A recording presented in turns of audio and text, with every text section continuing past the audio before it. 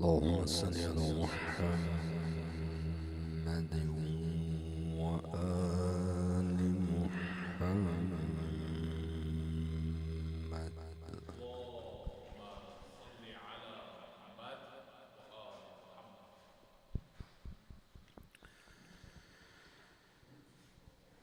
أعوذ بالله من الشيطان الرجيم.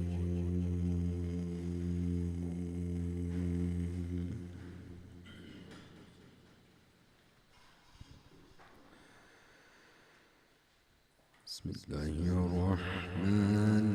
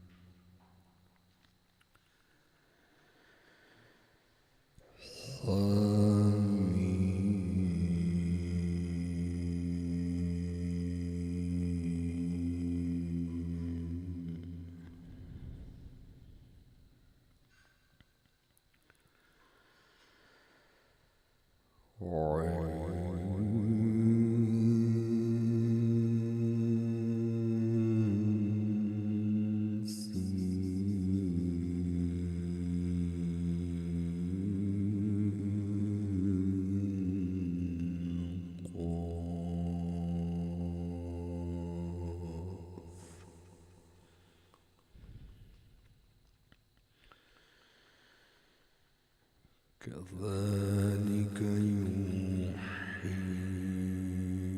إليك وإلى الذين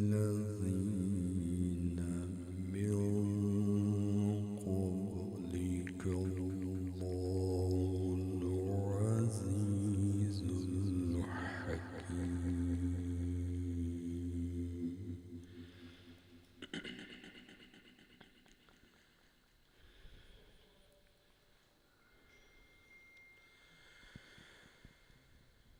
له ما في السماوات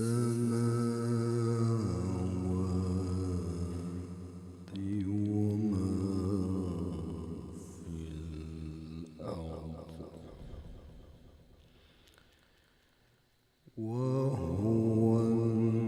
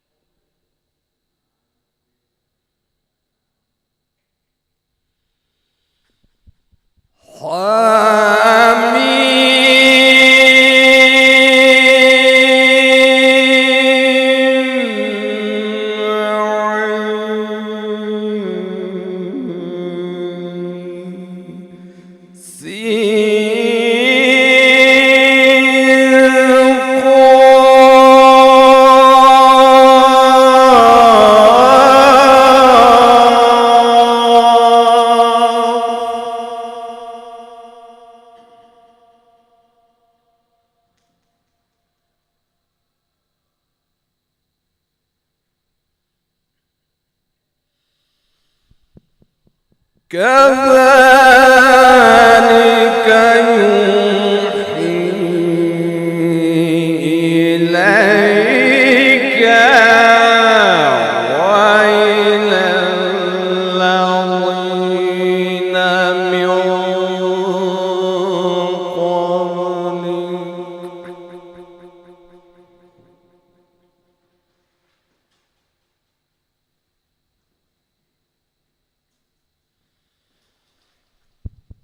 وإلى الذين من قبلك الله العزيز الحكيم.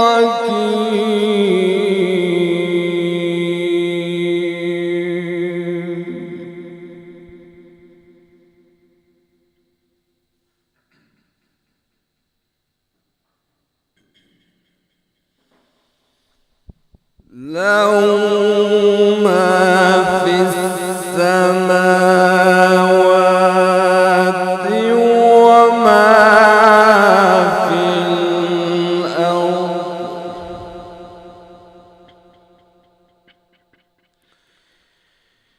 له ما في السماوات وما في الأرض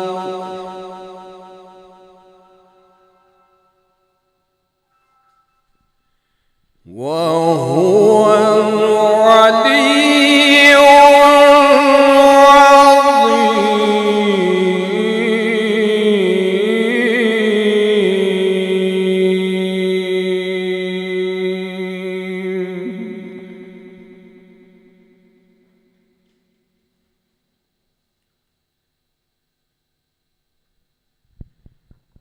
تكاد السماوات يتفطرن من فوقهن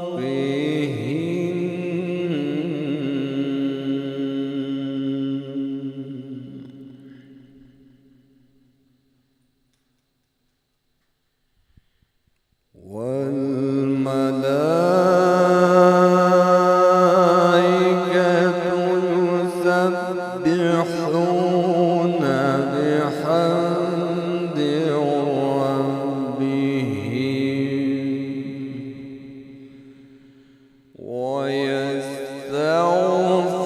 ويستغفرون لمن في الأرض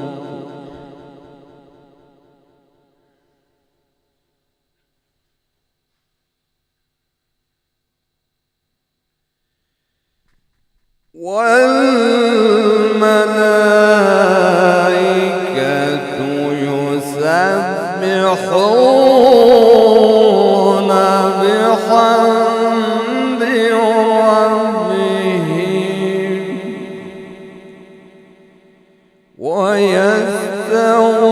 ويستغفرون لمن في الأرض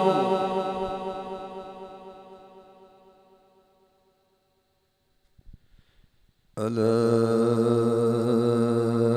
إن الله هو الغفور الرحيم.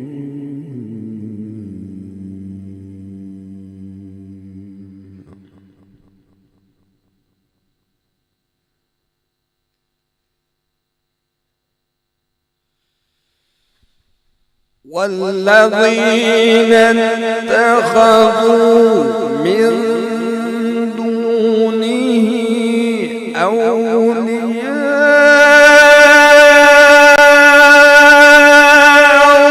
الله حفيظ عليهم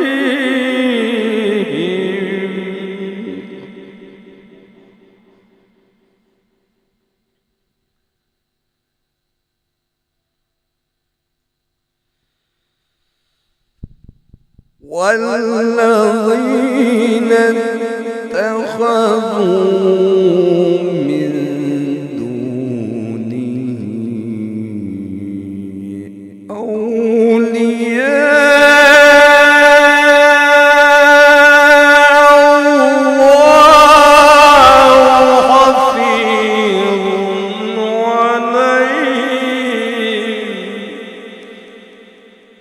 حفيظ عليهم وما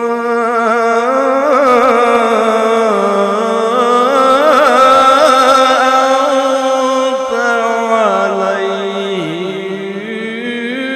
بوكيل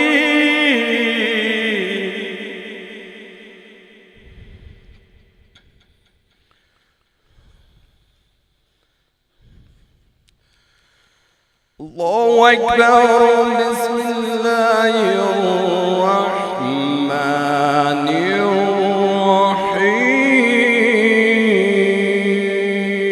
الرحيم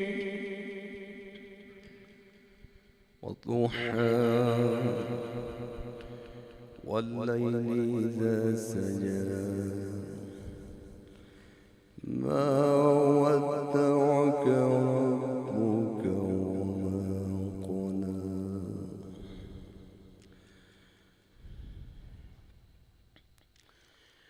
وللآخرة خير لك من الأولى.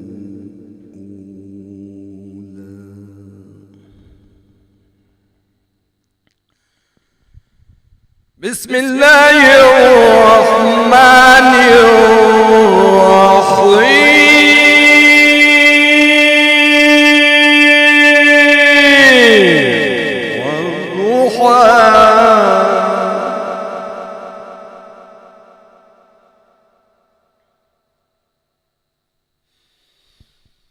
والضحى والليل إذا سجى ما ودعك ربك وما قلى وللآخرة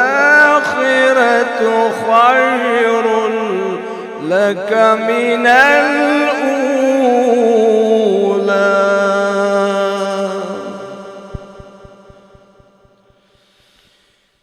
وللآخرة خير لك من الأولى ولسوف يعطيك ربك فترضى.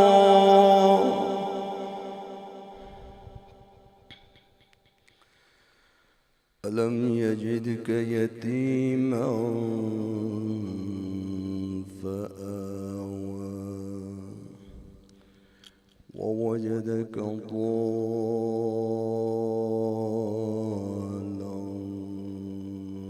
فهدى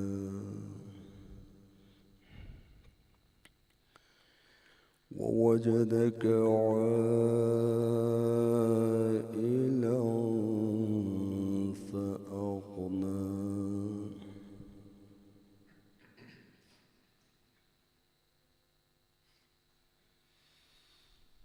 ووجدك ضالا فهدى ووجدك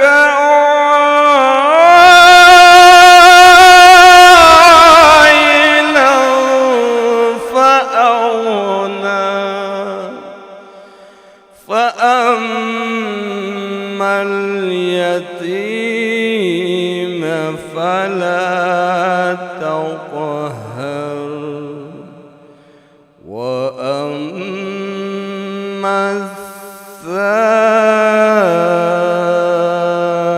السائل فلا تنهر وأما بنعمة ربك فحدث.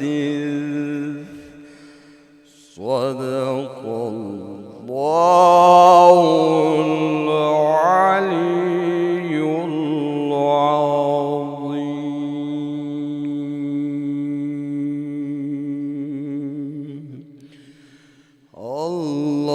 اللهم صل وسلم وزد وبارك على رسول الله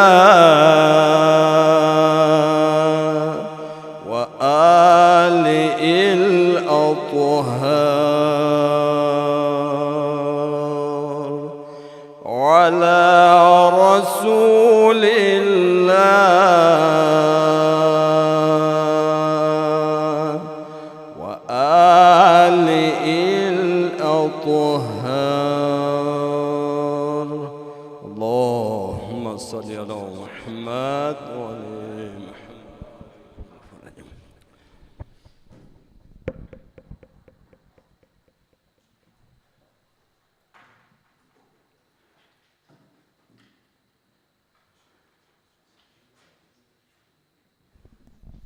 صلوا على محمد وآل محمد.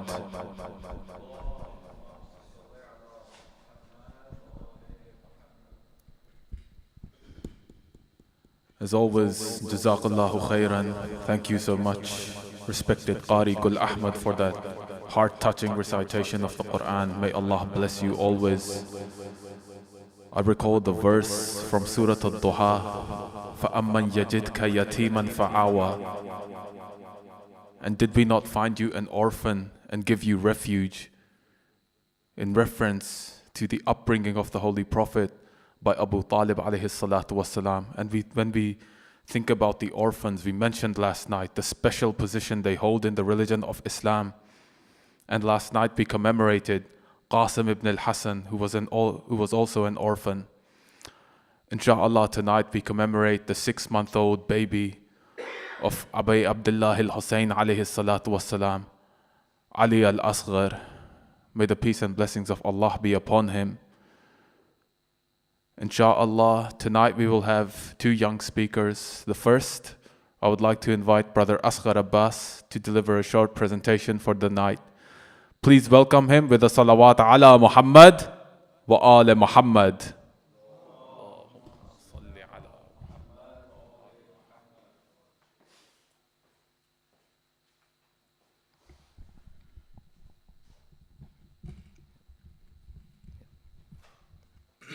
Assalamu alaikum everyone. Today I'm going to talk about the martyrdom of Ali Al Asghar ibn Hussein alayhi salam. Ali Asghar alayhi salam was the youngest child of Hussein ibn Ali alayhi salam, about 6 months old, and the youngest martyr in Karbala on the day of Ashura, when the loved ones of Imam Hussein as were brutally martyred. Imam Hussein has raised a call of Hal min Nasir Yansurna. Is there anyone who can help this Hussein alayhi salam? The history writes that the infant fell down from his cradle upon hearing the words of Imam alayhi salam. As Mawla Hussein has entered the tent, he saw that his infant's thirst is killing him. Imam has asked Lady Ruba to take Ali Asghar as to the battlefield and asked the enemies to give few drops of water by his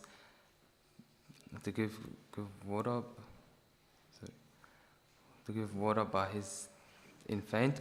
Lady Rubab has prepared his son by changing his clothes and by tying a small turban on his head. Ali Asghar's mother kissed him goodbye. Then Imam Hussein has covered the infant with a cloth to protect him from the severe heat. As Imam Hussein alayhi salam approached the battlefield, the enemies thought that Imam Hussein alayhi salam has brought the Holy Quran with him to surrender, but were shocked as they saw his infant after Imam lifted the cloth. By addressing the soldiers of Yazid, curse be upon him, Imam has said, "O people, in your eyes, this Hussein as is guilty of any sin, fault or crime, but this innocent baby has done nothing to hurt any one of you. This infant does not even speak and has not even said a word against you or your ruler.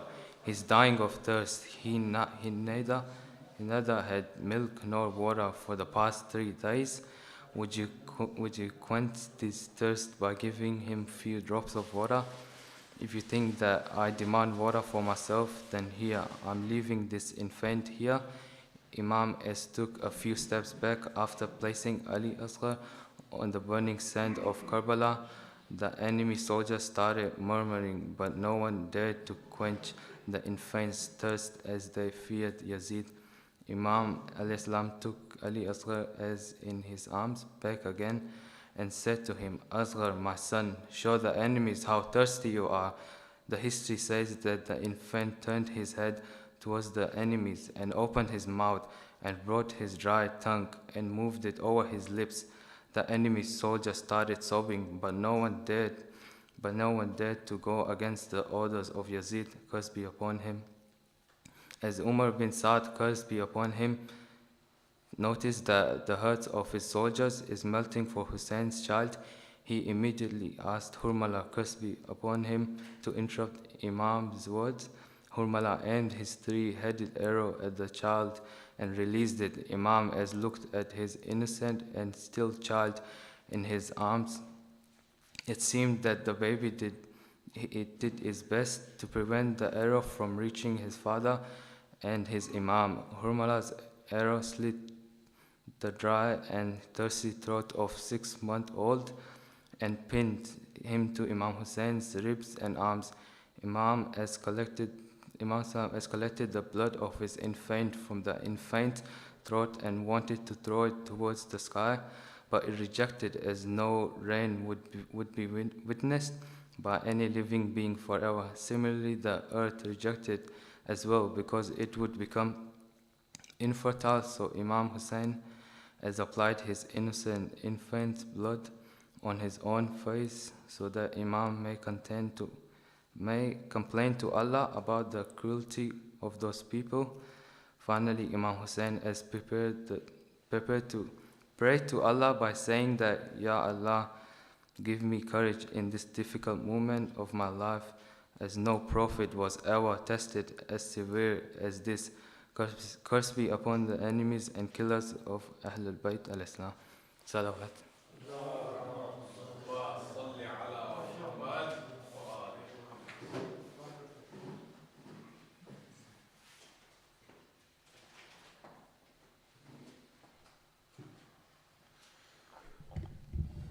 Jazakallah khair, Brother Asghar, for delivering that touching recount of the tragic story of Ali Al Asghar alayhi salatu wassalam. It goes to show that when the majority fears a tyrannical ruler, even when a 6-month-old is in jeopardy, is thirsty, is dying, even when he is killed in such a merciless and brutal way, they remain silent, only feeling the pain in their hearts, but not taking it any further. And this story has not changed. How many 6-month-olds, how many infants are there who are being killed in places like Yemen? And people sit complacently, letting it happen, not challenging the powers who continue to allow such atrocities to exist. Insha'Allah, when our Imam returns, all of this can change. Insha'Allah, we can be the ones who help fuel that change in this world. For the next segment, I would like to invite Brother Hashim Ali to deliver the second youth presentation for tonight. Please welcome him with a loud salawat ala Muhammad wa ali Muhammad.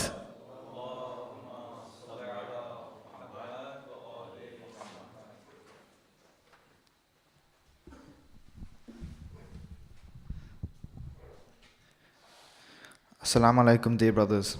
Today I will be discussing the martyrdom of Ali Asghar alayhi salam. Ali Asghar alayhi salam was the youngest child of Imam Hussein alayhi salam. He was born only a few weeks before Imam left Medina. His mother's name was Rubab. Rubab had 2 children, Ali Asghar alayhi salam and Sakina. She and her 2-year-old accompanied Imam Hussein to Karbala. The fact that Imam Hussein alayhi salam took with him a newly born baby further demonstrates that his intention was never to engage in an armed rebellion. At Karbala, Ali Al Asghar alayhi salam was only 6 months old. From the 7th Muharram, there was no water in Imam's camp. Asghar was in great pain because of thirst. On Ashura day, Imam Hussein alayhi salam's friends and companions were martyred.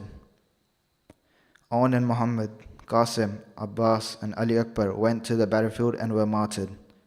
By noontime, Imam Hussein alayhi salam was left alone. The time had come for Imam Hussein alayhi salam to go to the battlefield. Imam Hussein alayhi salam said goodbye to everyone. With his sword Zulfiqar on his waist, he mounted his horse Zuljana. Imam Hussein alayhi salam rode his horse to a small mount. He then called out loudly, "Is there anyone to help me? Is there anyone to help the grandson of the Holy Prophet?" There was loud crying from the ladies. The Imam came into the tent. Hazrat Zainab salamullah alayha said, "Oh my brother Hussein, since Asghar heard your call, he has not stopped crying." Imam Hussein alayhi salam said, "Bring him to me. I will take him to see if he can get some water. Rabab brought the baby Ali Asghar alayhi salam from his crib and kissed him goodbye.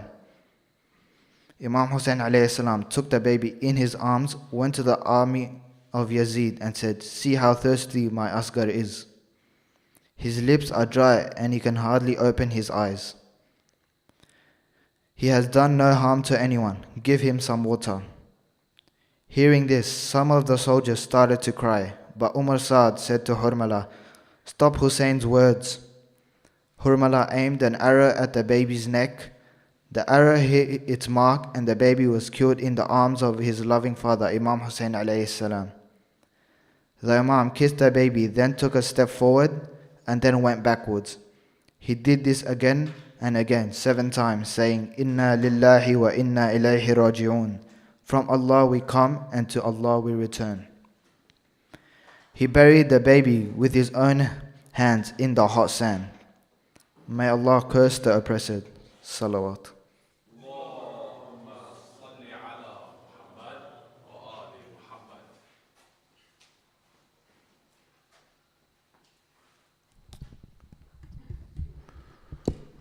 Jazakallah khair, Brother Hashim.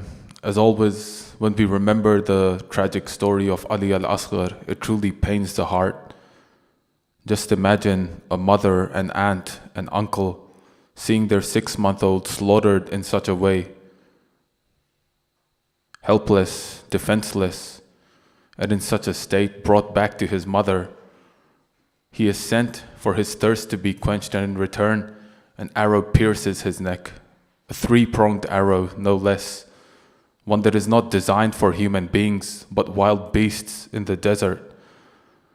May Allah curse all of the oppressors from that day up until this very day, and for all of eternity, insha'Allah. With that, we'll proceed to the main lecture for tonight by His Eminence Sheikh Hamid Waqar. Please welcome him with a loud salawat, 3 loud salawat, ala Muhammad wa ali Muhammad. Allahumma salli ala Muhammad wa ali Muhammad. Allahumma salli ala Muhammad wa ali Muhammad. Allahumma salli ala Muhammad wa ali Muhammad.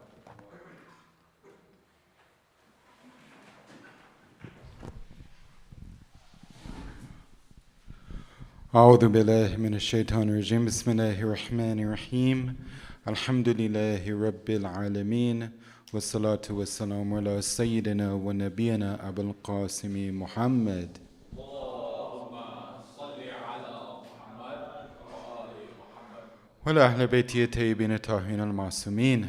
Assalamu alaikum everyone. Alhamdulillah, as always, it's an honor and a privilege, especially in these nights. Alhamdulillah, another beautiful recitation of Quran and another good couple lectures before me. And inshallah, we'll deliver a lecture and then move on to the Musibah section of the night. So we've been discussing rekindling our pledge with Imam al-Zaman alayhi salam. And we said this Muharram and every Muharram is the New Year's of the Islamic calendar. So it's a time where we should make these resolutions. And the best resolution we can make is being a follower to Imam al-Zaman alayhi salam, just like the followers of Imam Hussein were followers to their Imam. Right? We've been going over many stories of people who were prominent and fell. And the reason why we're looking at them is not to point fingers at them and say that they're bad people. The reason why we're looking at them is so we can learn from their mistakes, so we don't fall, right?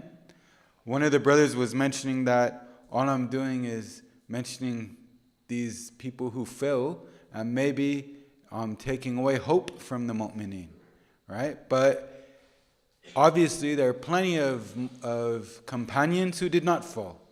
Amr ibn Yasir, Abu Dhar Ghafari, who we've mentioned a few times, Malik al-Ashtar, who we've mentioned a few times, Habib al-Muzahir, so many people who haven't fallen, right? So we're looking at those who did make mistakes. But there's a whole other side of the coin of looking at those who were able to remain steadfast, and we can learn from both sides. All right? So just wanted to throw that out there. Today we're looking at Anas ibn Malik. Anas ibn Malik was another important person in the Muslim world, right? He was actually an orphan as well. So we were reciting the verses of Quran about orphans. So Anas ibn Malik was an orphan, and his mother was one of the influential people in Medina before the Prophet came. And by influential, I don't mean powerful. I mean someone who was able to pave the groundwork for the coming of the Prophet. Right? So you know the Prophet was in Mecca, and he migrated to Medina. But before he migrated to Medina, a number of people came from Medina to meet with him in order to pledge their allegiance and receive guidance from the Prophet on how they should act. And the Prophet wanted them to create, pave the groundwork for his coming, right? And these were people from the Aus and the Khazraj tribes who were at war with one another, but realized that this war is something that's destroying us, and we need the Prophet to come and basically save us from this century-long war that we've been fighting, right? The mother of Anas ibn Malik was a widow. Her husband had passed away, and she was one of the active members of Medina who was creating this framework and this foundation for the Prophet to come to, right? When the Prophet came, Anas was 10 years old or so, young child, and his mother said, Anas will be your servant, not a slave, but your servant, and he'll take care of all your needs and the needs of all of your companions. So Anas would wake up early in the morning, go over to the Prophet's house, do whatever the Prophet needed, go to the companions, do whatever he could do for all of them. And he was known to be the khadim of Rasulullah. Right? So you know how we give so much praise and importance to the khudama of the haram of Imam Hussein alayhi salam, for instance. Anas ibn Malik is known as a khadim of Rasulullah. It's huge. Right? He was young. He didn't participate in many of the early battles, right, because of his age, but he did nurse the wounded. So he would attend the battles, and he would stay back, and those who were wounded, he would help nurse their wounds and help them to recover from the wounds that they suffered. He was also known to be knowledgeable, and he left many hadith behind him. So he's one of the narrators of traditions, one of the transmitters of a hadith, and there's so many ahadith we have from Anas ibn Malik, right? Okay, so we know who he is. But we also see in history he falters, right? There's one story that happens during the lifetime of the Prophet, and then we'll fast forward. So in the lifetime of the Prophet, a person came and gave the Prophet a bird. In the tradition it says a bird, right? Not sure what type of bird it is, but it's a bird you could eat. So we'll just use the word chicken. I don't think it was a chicken, but whatever type of bird it was. So gives the Prophet this chicken and as a gift. And the Prophet says, I'm going to share this chicken with the one who Allah loves. Anas ibn Malik is there, right? And he's waiting to see who is this person going to be. I'm pretty sure all of you know who it is, right? So a man comes, knocks on the door, and it's none other than Imam Ali alayhi salam. Anas comes, who are you? Ali ibn Abi Talib. Prophet's busy, sorry, can't come in. So the Imam goes away. Comes back a second time, knocks on the door. Anas says, Prophet's still busy. Goes away. Comes back a third time. This time he doesn't just walks in. He says, I'm not going to knock on the door this time, apparently. And he walks in, And the Prophet said, I've been waiting for you. What took you so long? And he said, I came 3 times, but Anas kept sending me away saying you were busy. Right? And I'm paraphrasing this tradition. The Prophet then says, Anas, what's going on? Why did you do that? And he said, look, I just wanted it to be someone from my tribe, from my people, to have this honor. Right? What can we take away from this? It's small. It's not a big thing here. It's small. But we could take away some points. One point, he knew Imam Ali alayhi salam would have been given that honor. No question about that. He knew if Imam Ali walked into the room, the Prophet is going to say it's you. So he knew the position of the Imam. That's a big thing. Right? Because when you know the position of the Imam, if you're not following him, that's a problem. The only time you have an excuse if you don't know the position of the Imam. Right? Second, he was after this type of prominence. Maybe not for himself, just from a member of his tribe. Because he knew it wasn't him. The Prophet would have said, it's you, Anas, you're here already. He knew it wasn't going to be him. But he wanted someone from his tribe, someone that he could be proud of, that he has some kind of close relationship with there. Right? You could see the seeds starting to grow, even from that time. Now we fast forward. We know the story of Jamal. We went over this, right? Before Jamal took place, Imam Ali alayhi salam was trying to raise the army. He goes into the masjid, and it's either before Jamal or Safin, so forgive me if I got the war wrong. But he goes into the masjid, and he's trying to rally the troops. He's trying to get people to realize that they need to join his side. That their responsibility is to join his side, not the other side.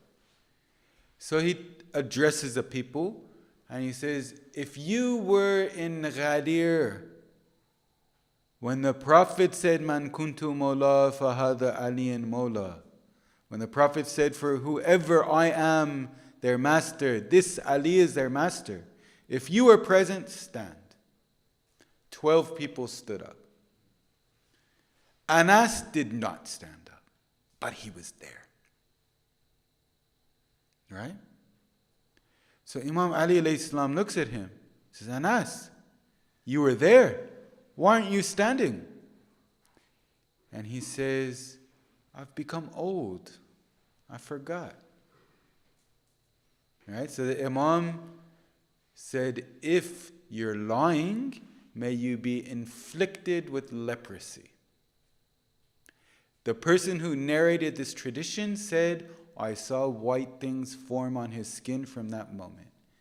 Anas, later on in life, died from leprosy. Right? And we see that this was a very important point here in history, and he went against the Imam.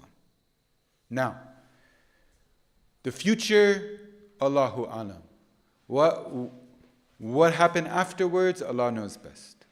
But there's some signs that Anas repented. So we have one tradition where a person goes to Anas and asks him about his leprosy. And Anas starts crying. And he says, the reason why I was inflicted with leprosy was from the dua of Abdus Salih, of the righteous servant of God, Imam Ali alayhi salam. And then he started singing the praises of Imam Ali. Right? There's a time where he mentions praises about Imam Hassan alayhi salam. Imam Hussein in Karbala, when he's addressing the enemy soldiers, he's reminding them of who he is. He reminds them of the tradition of the 2 youth of paradise, right? Saying that, me and him and his brother Imam Hassan alayhi salam are the 2 youth of paradise. And he said, if you don't believe me, or I don't know if you don't believe me or you need further proof, ask Anas ibn Malik. So Imam Hussein said, go ask Anas ibn Malik. So obviously he trusted him at that point, right? And he was present in the court of Ibn Ziyad when the heads were brought in. which we'll be discussing probably later on. And he stood up in opposition. And he started praising Imam Hussein alayhi salam in that setting. So there's many signs to say that he repented and he came back into the fold. Inshallah. Allah knows best. But we know he dies about 30 years after Ashura. So he lived a long life, close to 100 years old. Right?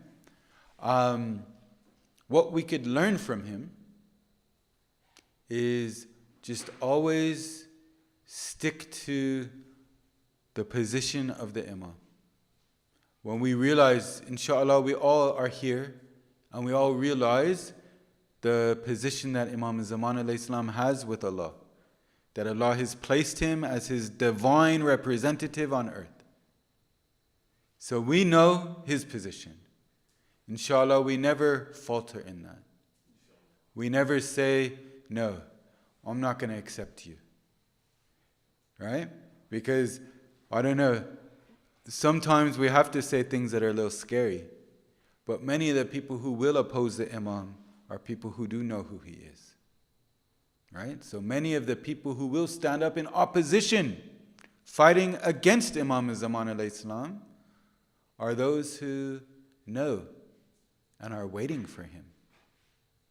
Right? That's why we need to be careful. That's the point of learning about people who have fallen, is that we can't just give lip service. We have to think about how I can make sure that I don't follow in those footsteps, but I follow in the footsteps of Ammar and Malik al-Ashtar and the likes of them. All right, so you learn from both sides, inshallah. All right, please recite as-salawat ala Muhammad wa ali Muhammad.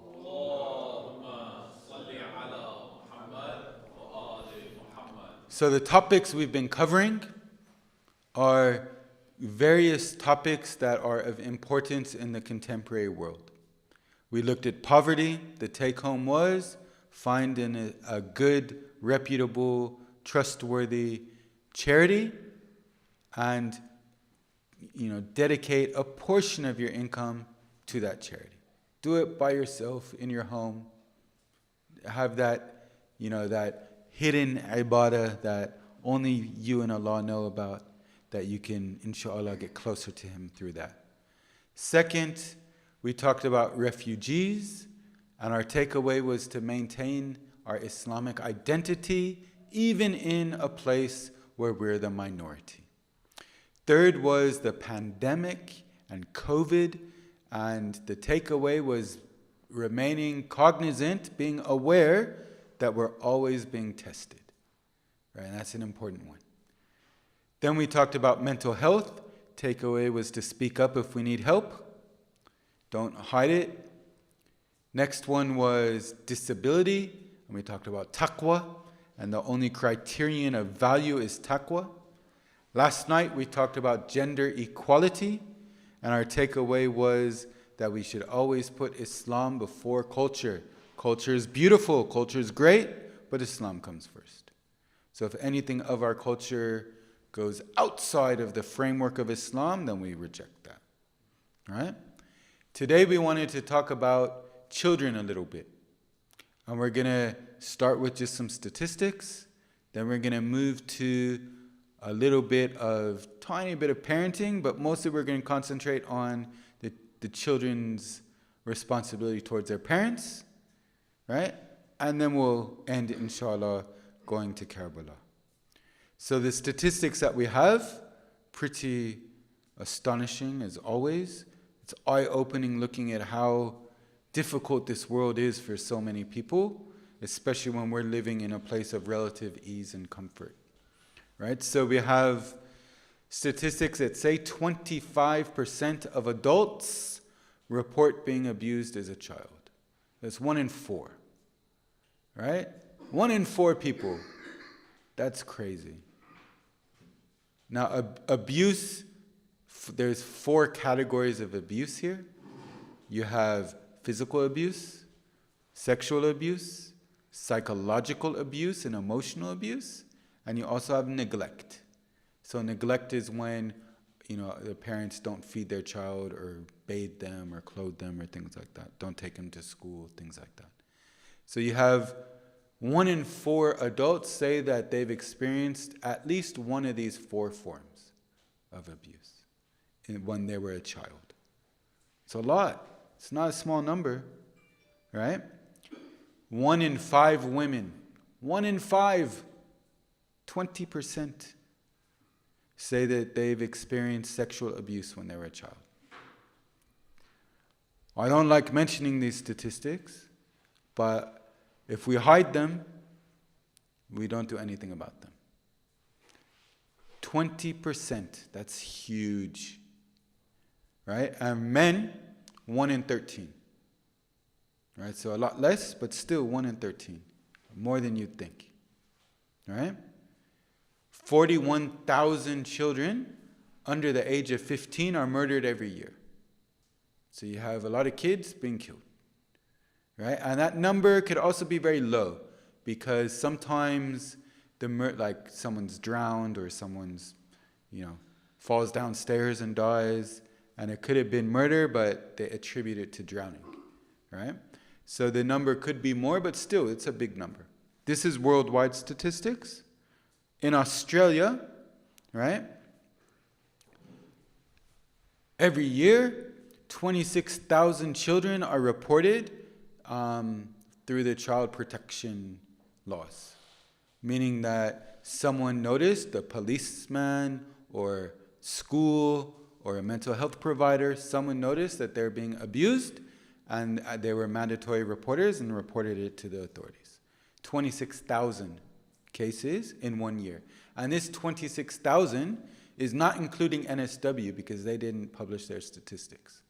So it's 26,000 without however many happened in NSW, which would probably be the most out of all the states. Right? 13% of adults in Australia report being physically or sexually abused when they were a child. So that's less than the worldwide statistics, but it's still 13%. Still a lot, right? 86% of this 13%, so the people who say that they were sexually abused, 86% of them say it was by someone they knew in their house, which is terrible, right? Now, obviously when that happens, you do the opposite of what you should be doing as a parent, right? As a parent, you need to create an environment where the children could grow, where they can flourish, where they could be strong Muslims, where they could, where they could be raised in an Islamic environment, a spiritual environment, a tranquil environment, not an environment full of anxiety and stress and difficulty. Right? So as a parent, and I think the parents are less in this room than the children, but as the parents, it's our responsibility to try to create that type of environment. Right? So that's number 1. But on the other side of the coin, because the audience is more children, and children could be of any age, right? So I'm a child to my mom right now. But we're children to our parents. We have responsibilities as well. And I want to look at our responsibilities briefly, and then go back to the parents again at the end. So I'm going to go back and forth. Okay? So with the rights of parents, and these are, I'm sure you've heard plenty of lectures about the rights of parents. These are pretty popular topics for people to talk about. So I'm not going to go too far into it, but I'm going to maybe touch upon some points you haven't heard yet. Right? So the normal verses of Quran, وَاعْبُدُوا اللَّهَ وَلَا تُشْرِكُوا بِهِ شَيْئًا وَبِالْوَالِدَيْنِ إِحْسَانًا. Worship Allah, do not ascribe partners to Him, and be good to your parents. And it's pretty big that being good to parents is mentioned next to worshiping Allah. Right? So worship Allah, don't commit shirk, be good to parents. Right? Just having it next to that statement gives it emphasis. Another verse, very similar. وَقَدَّ رَبُّكُ أَلَا تَعْبُدُوا إِلَّا إِيَّاهُ وَبِالْوَالِدَيْنِ إِحْسَانًا. Your Lord has decreed you shall not worship anyone except for Him, and be good to your parents. Right? So being good to your parents, mentioned twice, very important. What happens if we disrespect them? Right? What happens if we are disrespectful to our parents? Where we don't listen to this Quranic verse, and we take, aspects of other cultures, and we treat our parents in a negative way. So the Imams have told us the outcome of this. And I'll just read a few hadith, inshallah, to scare you from being disrespectful, and then we'll go back to see what your parents should do. So there's a hadith al-Qudsi. Hadith al-Qudsi is Allah's direct words that are not mentioned in the Quran. So the Prophet says, Allah said this to me, but it's not a verse of Quran, it's a hadith. Right? He says, I swear by my glory and my power that if a child who is disrespectful to his parents comes to me with all the good deeds of all of the prophets, I will not accept them from him. Right? So if you want all of the good deeds you could think of, I'm going to give all this money in charity, I'm going to pray day and night, I'm going to do all of these mustahab fasts, I'm going to do so much, but I'm also going to be disrespectful to my parents. Then all of that doesn't count for nothing. Right? So that's one. Second, decreased opportunity to worship. Imam Rida alayhi salam says Allah has prohibited the disrespecting of parents because such an action decreases the divine opportunity to obey His commands. Right? So if one disrespects his parents, one of the outcomes is you won't have that motivation, that yearning to worship. You'll start to dislike prayer. You'll start to dislike fasting. You'll start to dislike worshiping God. Right? And that's one of the worst things that could happen. It's a tawfiq to want to pray. If that's removed, it's tough. Next one. Our du'as, right, might not be accepted. Imam Sadiq alayhi salam, one of the sins which prevents the acceptance of supplication and darkens the horizon is disrespecting one's parents. Right? So the du'as, the things that we need, right? What we're asking God for, maybe we're not receiving it if we're being disrespectful to our parents. Right? So we could see so many negative things happen. Failure in life, just general failure. Imam Sadiq again, harming one's parents is a major sin because Allah has ordained a sinful life and failure to one who disrespects their parents. Right? So maybe you won't succeed as much as you would have if you disrespect your parents. Some tawfiq and some opportunity might be removed from you that you didn't even know you were going to have. Right? And probably the worst one is that Allah curses you. So just as we curse the enemies of the Ahlul Bayt alayhim salam, Allah curses those who disrespect parents. Imam Sadiq alayhi salam. And disrespect here, he says, strikes parents. A person who strikes his parents is cursed.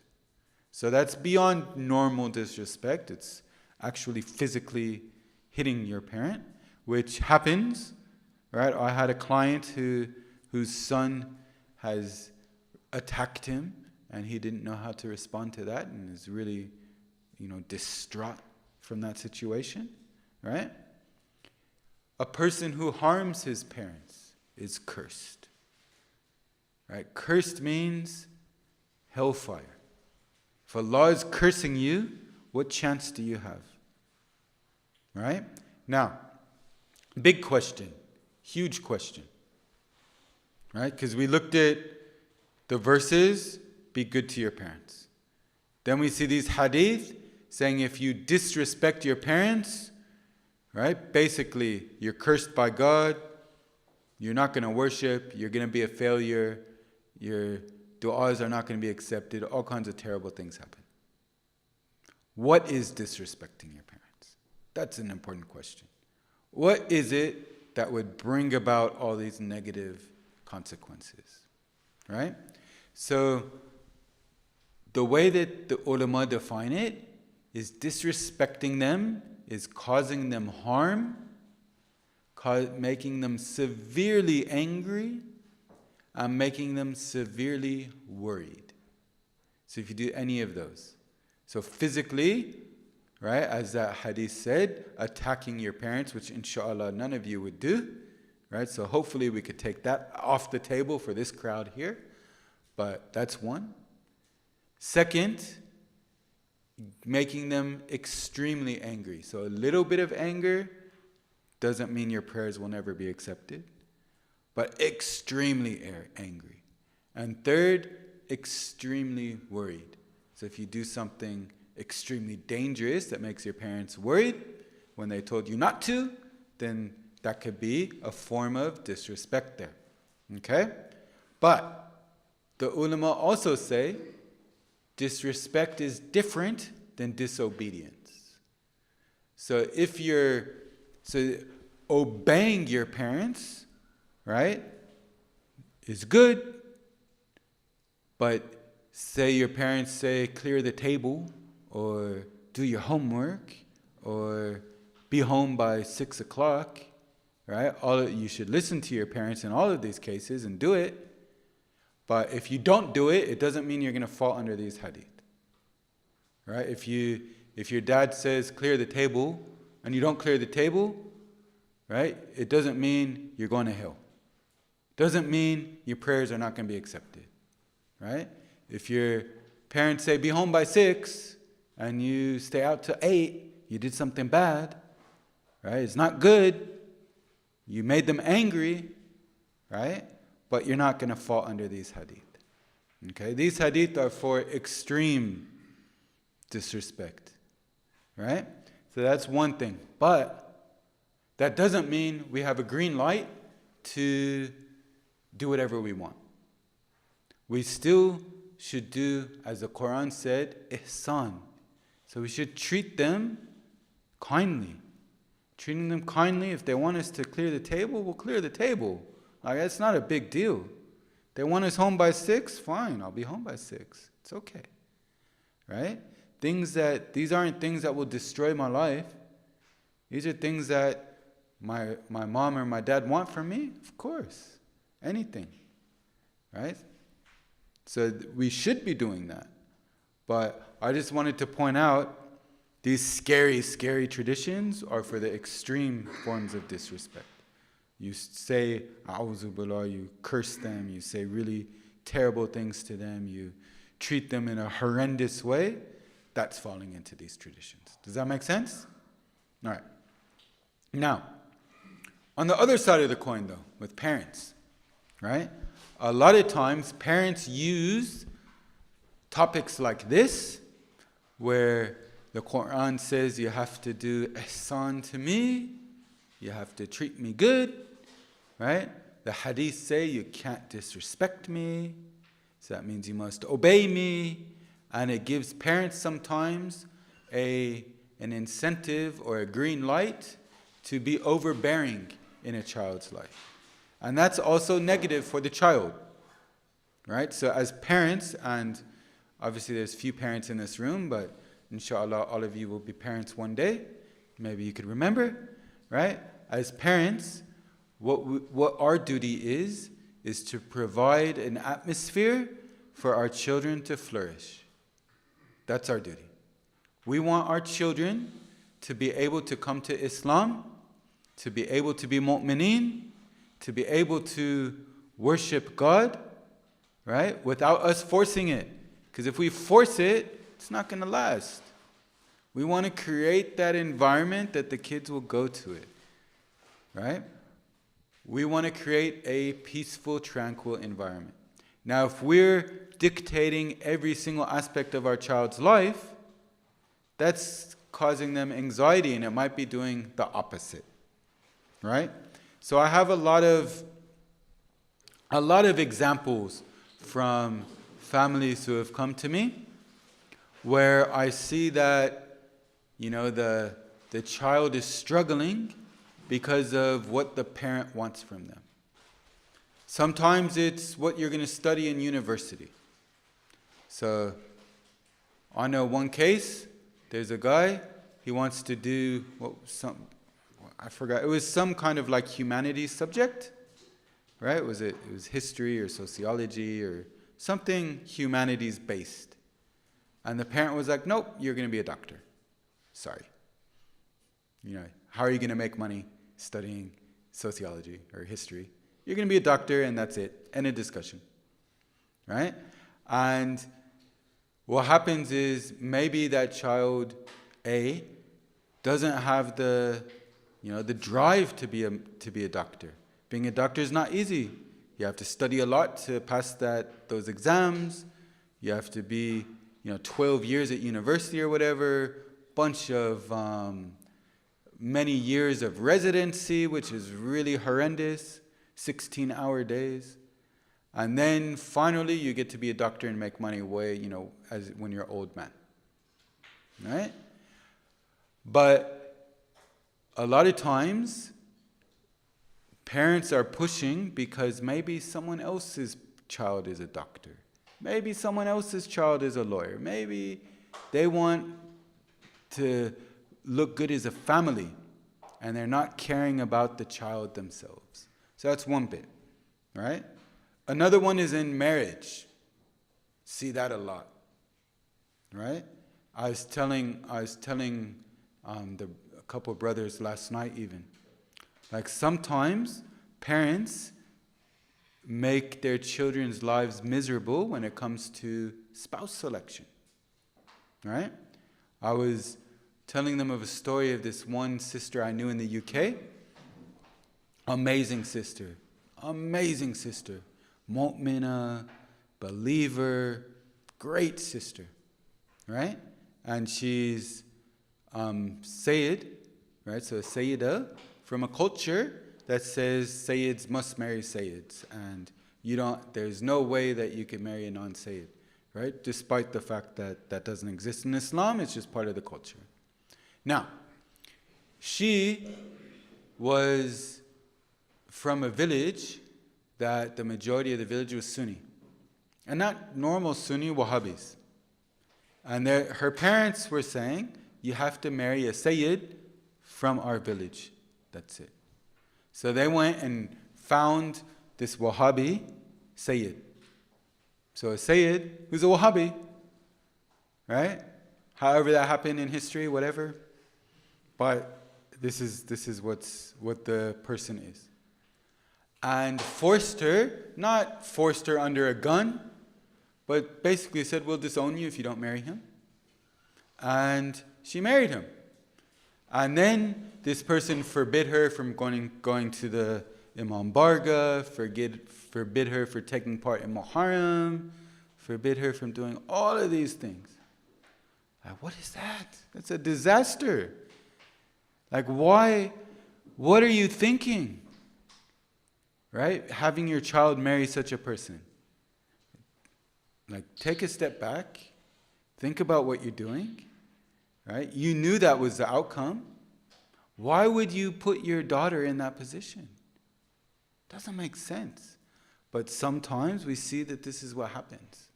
Right? Where the child's interest isn't what's being looked at. It's the parent's desire, for whatever reason, the parent is doing it in a different way. Right? And that's something as parents we have to be very careful of. There's a story where a person in history caused a divorce from his son and his daughter-in-law. So his son married a sister in the community, a Muslim sister. This guy's a Muslim. And for whatever reason, the father didn't like her. So he's like, you know what? I'm going to destroy this marriage. And he went and he caused problems. And he ended up making them divorce. Right? So this person met with Imam Hussein alayhi salam. Imam Hussein says, I've heard that you instigated the divorce between your son and your wife. I heard you did that. And he's like, yeah. Happy about it. Like, yeah. Woo, what a good thing I did. The Imam responds, do you know the magnitude of the sin you just did? And that probably made him quiet. He said, instead of causing their separation, it would have been better if you just cut their veins. Like if you killed them, it would have been better for you. That's huge, right? Because we have the verse of Quran, fitna ashhadu min al-qatl.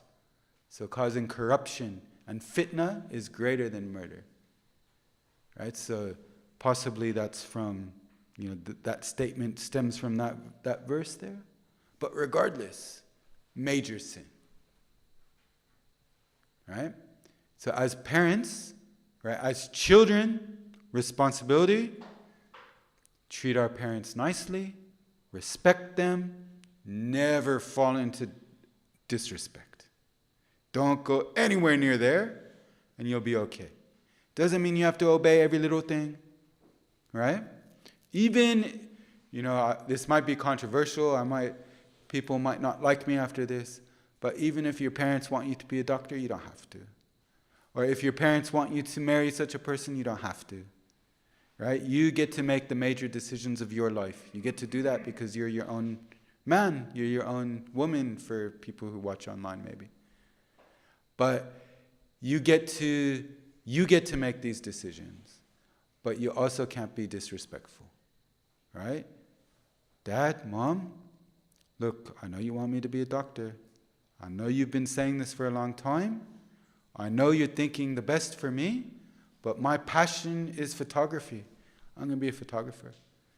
Good luck with that, but you could say it in a polite way and make your life decisions. And if you made a mistake, then maybe after a couple years, you could go back to university as a mature age student and become a doctor later on. Right? But one thing is, as parents, our job is not to micromanage and control every aspect of the life of our child. Our job is to create that environment where they could flourish both religiously and in this world. To be successful in both this world and the next. Create the environment. Right? That's important. Okay. Now, unfortunately, we're going to remember a soul today that wasn't given that opportunity. Right? There's a little child on the plain of Karbala who wasn't able to grow up to treat his parents well. Who his parents weren't able to create that environment for him to flourish in. Where the enemies of the Ahlul Bayt decided that giving a drop of water to this infant child would have somehow changed or somehow destroyed the morale of their army. And they felt it was best to execute the child. Inshallah, please open your hearts and do your best to remember and cry for Ali Asghar with 3 loud salawats ala Muhammad wa Ali Muhammad. اللهم صل على محمد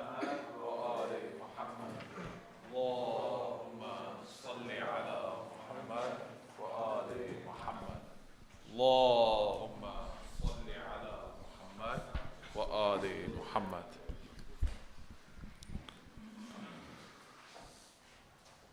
أعوذ بالله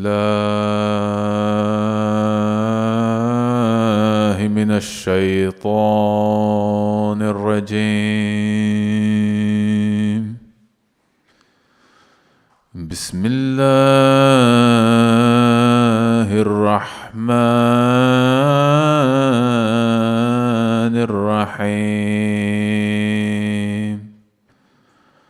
ولا ولا ولا ولا ولا ولا ولا ولا ولا ولا ولا ولا ولا ولا ولا ولا ولا ولا ولا ولا ولا ولا ولا تحسبن الذين قتلوا في سبيل الله أمواتا بل أحياء عند ربهم يرزقون. In the name of Allah, the most gracious, the most merciful. Assalamu alaikum jami'an wa rahmatullahi wa barakatuh. Jazakallah khair, first of all, Sheikh Hamid, as always, for the deep and insightful lecture. Inshallah, we can take away so many things and apply them in our lives. Parenting and the duty towards parents, that dynamic between the parent and the child, it's of the utmost importance. And just like anything else, you find the right model and system that you need in the examples of the Ahlul Bayt alayhim الصلاة والسلام, how they behaved with one another, the father and the son, the mother and the son, or the daughter, the dutifulness, the loyalty, the love which existed, going above and beyond what was essential. One thing important to remember with regards to what was mentioned, whenever you take these big steps in life, how you want to map out your future, even if it's at odds with what your parents might want, also keep in mind that they might have the wisdom that you do not have. Consider all the risks and rewards of everything that you're doing, the challenges that you'll face, and then make a decision. So insha'Allah ta'ala, we can remember that. In the religion of Islam, even the tiniest creatures hold a great deal of significance. If we read the Holy Quran, several chapters are named after such creatures. Surah Al-Nahl, Surah Al-Naml, Surah Al-Ankabut, the bee, the ant, the spider. The Holy Quran says in Surah Al-Baqarah, chapter 2, verse 26, verily, Allah does not shy away from using the example of a mosquito or something even smaller. As for the disbelievers, they ask, what could Allah mean with such an example? Through this, Allah tests you, leading many astray and guiding many others. A lot of people who read the Quran, when they read verses about flies or bees, ants or mosquitoes, whatever it might be, spiders, they say, you're talking about God Almighty, the creator of this vast universe, this gigantic cosmos, everything in existence, which is way beyond our capacity to even imagine. Why would the creator of all of this be talking about insects? It doesn't make sense. And they ask the question. They say, this looks more like the work of a madman, a lunatic, rather than the work of God Almighty. Yet, this is simply the hubris and arrogance of mankind. Look at the world for the last 2 years or more.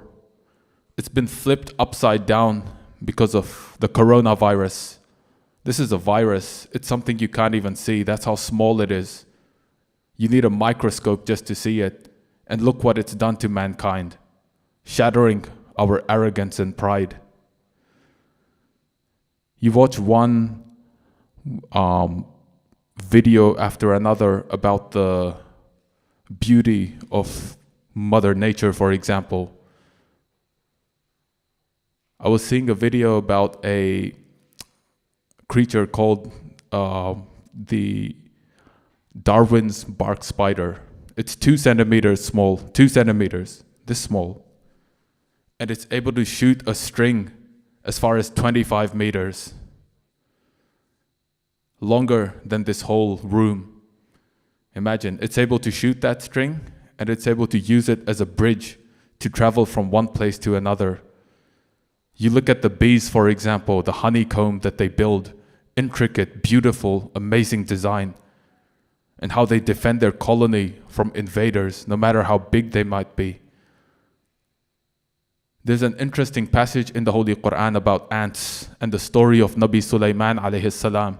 He's marching his army, and on his way he comes across a valley of ants. And one of these ants, they tell the others, hide, the army of Sulaiman is coming, hide lest you be crushed. Now, a lot of people, when they read these kinds of things, they say, this just sounds like a children's fairy tale. It sounds ridiculous, ludicrous. Again, this is the hubris of mankind. These creatures are far more intelligent than we can possibly imagine. As technology rises, we learn more and more about them, and there is still so much that we don't know. Ants, for example, they have a hierarchy inside their colonies. You have the worker ants, the soldiers, you have the scouts, the queens. The scouts, they travel long distances away from their colonies. They gather that intelligence and information and they report it back to their colonies. They communicate, they're able to use their antenna to communicate with one another.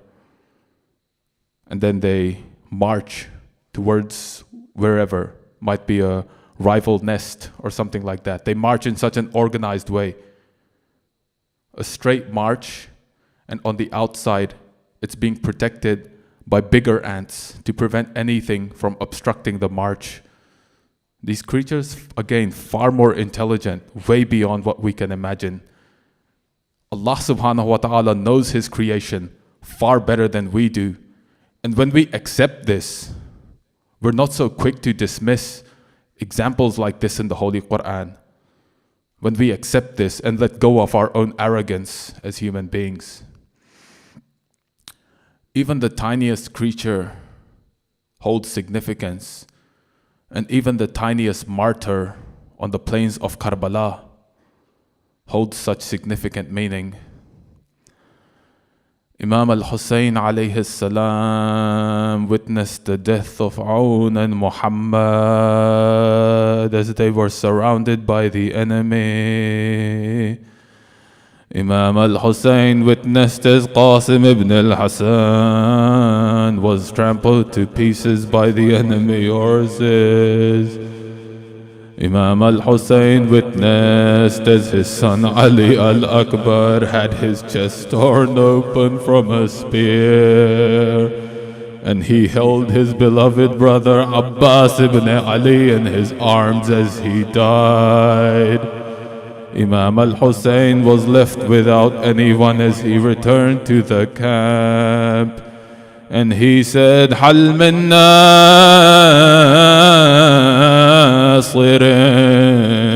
yansurna. Is there anyone there to help us? As though he had heard the call, Ali Al Asghar, the 6-month-old infant of Abi Abdullah, began to stir within his cradle and fell. His mother handed Ali Al Asghar, the crying infant, to her father. Imam al-Hussein grabbed the infant and she told him that he was thirsty. He was dying from the thirst of Karbala. Imam al-Hussein brings Ali al-Asghar towards the enemy soldiers and he says to them, O soldiers of Yazid, if I have offended you, then what has this 6-month-old ever done to you? His mother's milk has dried up and he is dying from the thirst of Karbala. Please give him some water. Some people in the enemy ranks begin to stir. Their hearts begin to shake and some of them have tears dropping down their faces. When Umar ibn Sa'ad realizes that some of his soldiers are growing restless, he orders the accursed Harmala La'natullah alayh to silence the cries of the young baby. Harmala draws back his bow, but inside the bow is not any arrow, it is a three-pronged arrow. And this kind of weapon is not used upon human beings, but upon the wild beings of the desert. And it flies towards the tender little neck of Ali Al Asghar.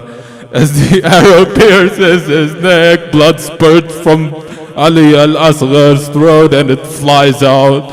And Ali Al Asghar flaps his arms like a bird flaps its wings before finally he is put to rest in the arms of his father. Imam Al Hussein alayhi salam is left heartbroken as the soul departs from its little body towards the heavens. Imam Al Hussein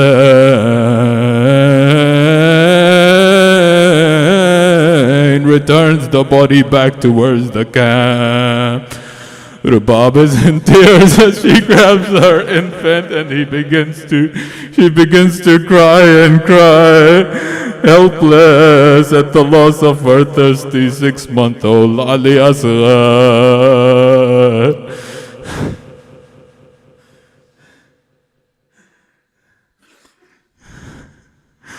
Imam al-Hussein digs a hole within the ground and he places Ali Asghar inside. He buries him within the ground, but there is no water to wet the sand that is placed over Ali al-Asghar. There is no water to wet the sand, only the tears of Abi Abdullah al-Hussein. Imam al-Hussein is now all alone.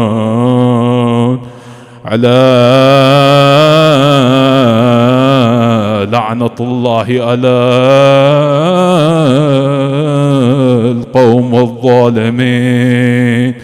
يا حسين يا حسين يا حسين. Everyone rise. يا حسين يا حسين يا حسين يا حسين.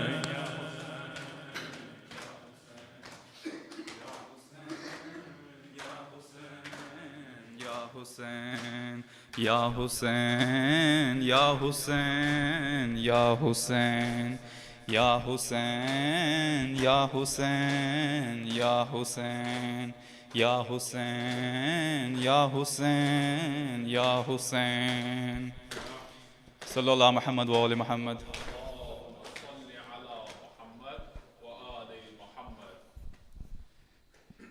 Hay asghar मेरे असगर हाय असगर मेरे असगर ए राज दुलारे असगर माँ तुझको पुकारे असगर मेरी आँखों के तारे असगर आजा मेरे प्यारे असगर ए मेरे बेज़बां तुम रह गए कहाँ असगर जिएगी कैसे तेरे बगैर माँ ऐ मेरे बेज़बां तुम रह गए कहाँ असगर जिएगी कैसे तेरे बगैर माँ चेहरा वो चांद जैसा चेहरा वो चांद जैसा कैसे भुलाए माँ असगर जिएगी कैसे तेरे बगैर माँ असगर जिएगी कैसे तेरे बगैर माँ ऐ मेरे बेज़बां तुम रह गए कहाँ असगर जिएगी कैसे तेरे बगैर माँ क्या वक्त आ गया है बानों की बेकसी पर गुर्बत पे तेरी मातम कैसे करेगी मादर गुर्बत पे तेरी मातम कैसे करेगी मादर आदा ने बांध दी हैं आदा ने बांध दी हैं ہاتھوں میں رسیاں، اصغر جیے گی کیسے تیرے بغیر ماں، اے میرے بے زباں تم رہ گئے کہاں، اصغر جیے گی کیسے تیرے بغیر ماں، ہمت پہ ماں تمہاری قربان کیوں نہ جائے، سنتی ہے تیر کھا کر تم رن میں مسکرائے، مادر کی لاج رکھ لی، مادر کی لاج رکھ لی، شاباش میری جان، اصغر جیے گی کیسے تیرے بغیر ماں، اے میرے بے زباں تم رہ گئے کہاں، اصغر جیے گی کیسے تیرے بغیر ماں، دشوار ہو گیا ہے غم میں تمہارا جینا، اب خالی گود جا کر ماں کیا کرے مدینہ، مجھ کو وہیں بلا لو اے لال ہو جہاں، اصغر جیے گی کیسے تیرے بغیر ماں، سانسیں تو چل رہی ہیں زندہ کہاں رہی ہے، ماں زندگی سے اپنی آزاد چاہتی ہے، مشکل کشا ہو تم بھی، مشکل کشا ہو تم بھی، کھلوا دو بیڑیاں، اصغر جیے گی کیسے تمہارے بنا، جنگل میں ایک بیٹا آواز گونجتی ہے، یہ سوچ کر بھی مادر مقتل میں رو رہی ہے، لگتا ہے درد سے تم، لگتا ہے درد سے تم لیتے ہو سسکیاں، اصغر جیے گی کیسے تیرے بغیر ماں، یہ اجڑی گود بیٹا کیسے سکون پائے، حالات پہ تیری ہنستے ہیں شام والے، دامن میں ہیں تمہارے، دامن میں ہیں تمہارے جھولے کی لکڑیاں، دامن میں ہیں تمہارے جھولے کی لکڑیاں، اصغر جیے گی کیسے تیرے بغیر ماں، اے میرے بے زباں تم رہ گئے کہاں، اصغر جیے گی کیسے تیرے بغیر ماں، اصغر جیے گی کیسے تیرے بغیر ماں، اللہم صلی علی محمد و آل محمد. Can you please face Qibla?